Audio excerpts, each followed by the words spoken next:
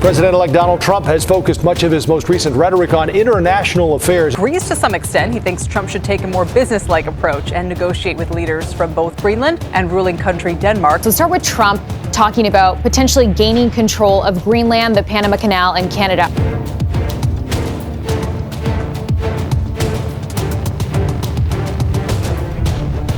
Imagine a single waterway that can tilt the balance of global power. A man-made marvel slicing through the Americas, saving ships weeks of travel and cutting costs by the billions. This is the Panama Canal.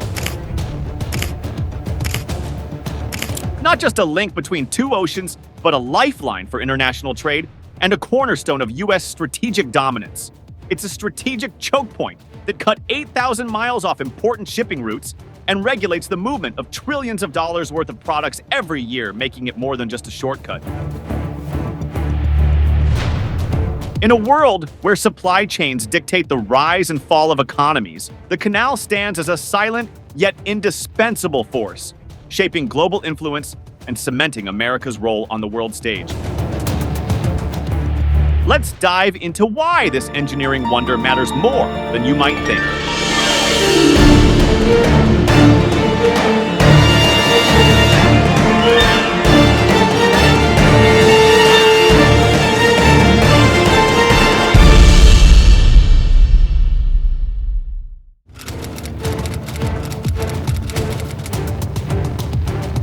In the lead-up to his inauguration, President-elect Donald Trump has made assertive statements regarding U.S. control over strategic territories, notably the Panama Canal. Look, the Panama Canal is vital to our country. We gave the Panama Canal to Panama. We didn't give it to China. And they've abused it. They've abused that gift. It should have never been made, by the way. Giving the Panama Canal is why Jimmy Carter lost the election, in my opinion, more so maybe than the hostages. He has expressed intentions to reclaim the canal, citing national security concerns and the need to counter foreign influence in the region. The principles, both moral and legal, of this magnanimous gesture of giving are not followed, then we will demand that the Panama Canal be returned to the United States of America in full, quickly, and without question. Trump's rhetoric extends beyond the Panama Canal. He has also discussed the possibility of acquiring Greenland and has made provocative remarks about Canada, suggesting economic pressures to achieve U.S. objectives. These statements have drawn parallels to historical expansionist policies and have raised questions about their feasibility and intent. Well, we need Greenland for national security purposes. I've been told that for a long time, long before I even ran them. Dan Hamilton, a foreign policy expert, interprets Trump's statements as part of a broader negotiating strategy. Hamilton suggests that such rhetoric may be designed to unsettle counterparts and create leverage in diplomatic discussions, rather than indicating concrete policy plans.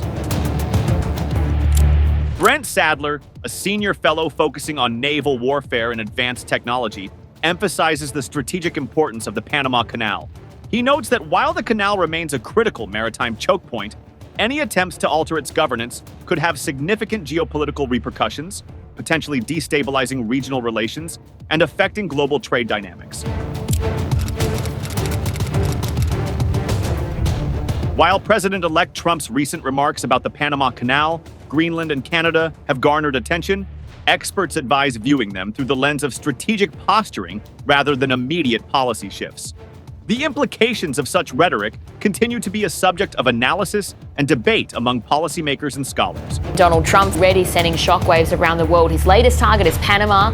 He's threatening to reimpose U.S. control over the Panama Canal. President Jose Raul Mulino fired back at Trump's attack, asserting that rules regarding the canal are non-negotiable.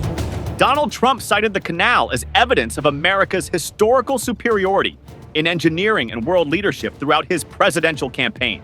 His speeches frequently emphasized the strategic significance of the canal while urging a renewed emphasis on American infrastructure and leadership in international trade networks. Instead, envision a dynamic visual sequence, a time-lapse of the canal's groundbreaking construction, the engineering challenges of the early 20th century, the massive lock systems in use today, and a montage of historical moments. Cargo ships representing international trade, Panamanian sovereignty celebrations, and U.S. naval fleets passing through.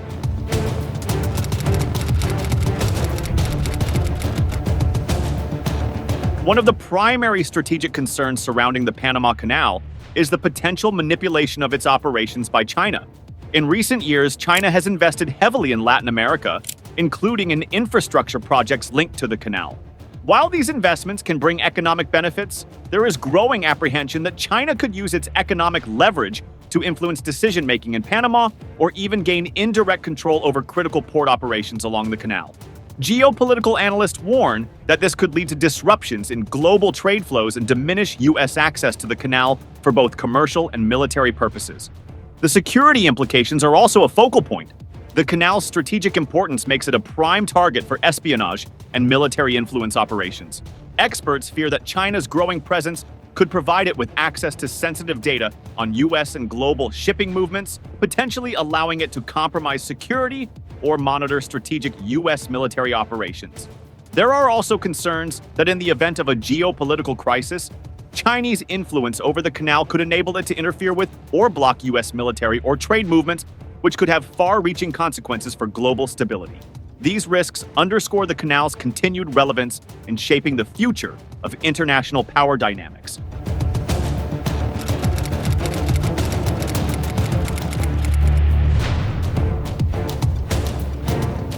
Let us get to the beginning, as the idea of a passage uniting the Atlantic and Pacific Oceans dates back to 1513, when Spanish explorer Vasco Núñez de Balboa crossed the Isthmus of Panama, becoming the first European to see both oceans from the same landmass. This discovery sparked centuries of fascination with a canal that could revolutionize global trade by eliminating the need for the treacherous Cape Horn route, which added nearly 8,000 miles to maritime journeys. The first major attempt to build the canal came in the late 19th century, led by French engineer Ferdinand de Lesseps, the mastermind behind the Suez Canal. However, the French project was doomed by poor planning, underestimations of the tropical terrain, and devastating outbreaks of malaria and yellow fever, which resulted in over 20,000 worker deaths. Financial mismanagement compounded the disaster, forcing the French to abandon the project in 1889. It was the United States, under President Theodore Roosevelt, that turned vision into reality, following the acquisition of French canal assets for $40 million and a controversial intervention supporting Panama's independence from Colombia. Construction resumed in 1904. A monumental public health campaign, led by Dr. William Gorgas, eradicated mosquito-borne diseases, allowing the project to continue. On August 15, 1914, the Panama Canal officially opened, drastically cutting shipping routes by nearly 60% and solidifying U.S. dominance over a strategic global choke point. To this day, the canal handles over 14,000 vessels annually, accounting for approximately 5% of global maritime trade, cementing its legacy as one of the most critical infrastructure achievements in history. This culminated in the Torrijos-Carter Treaties of 1977, signed between U.S. President Jimmy Carter and Panamanian leader Omar Torrijos.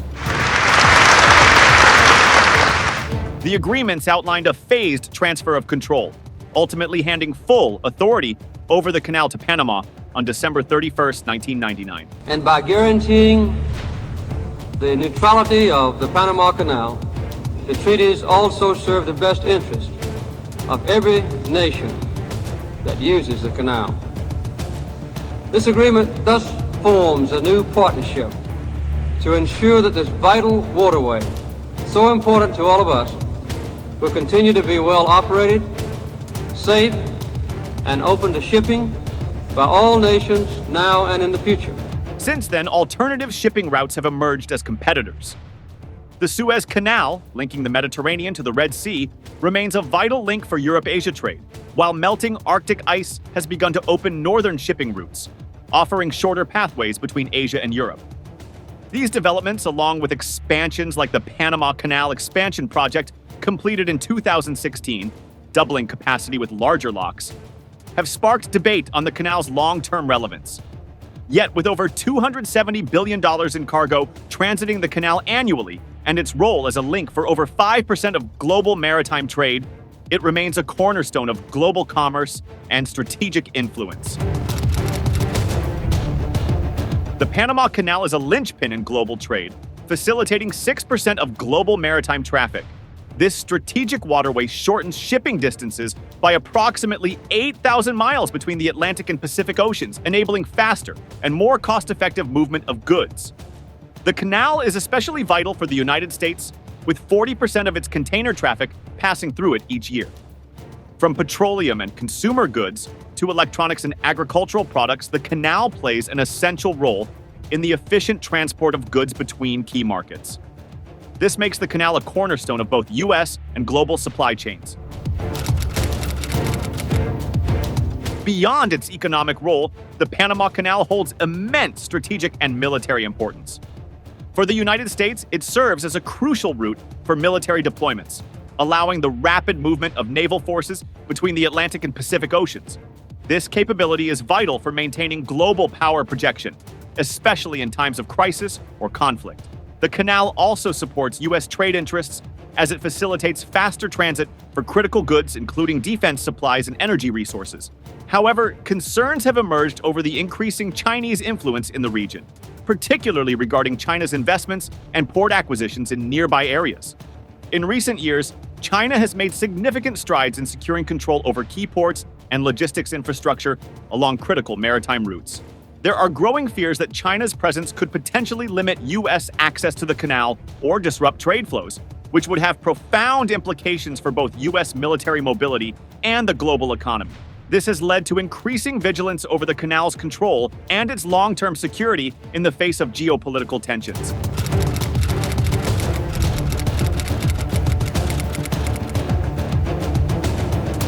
Numerous research organizations have examined the Panama Canal's expansion and its significant impact on global shipping routes.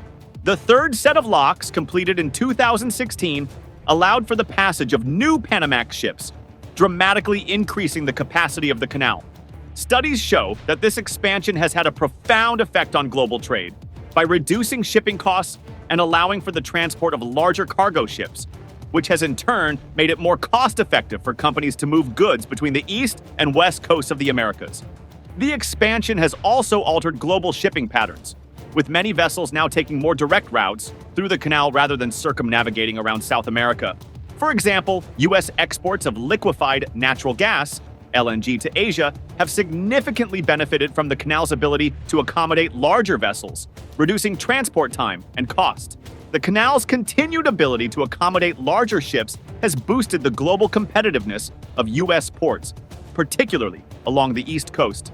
Studies have highlighted how the canal's modernization has positioned U.S. ports in cities like New York, Savannah, and Miami to capture a larger share of global container traffic, which was previously dominated by ports on the West Coast.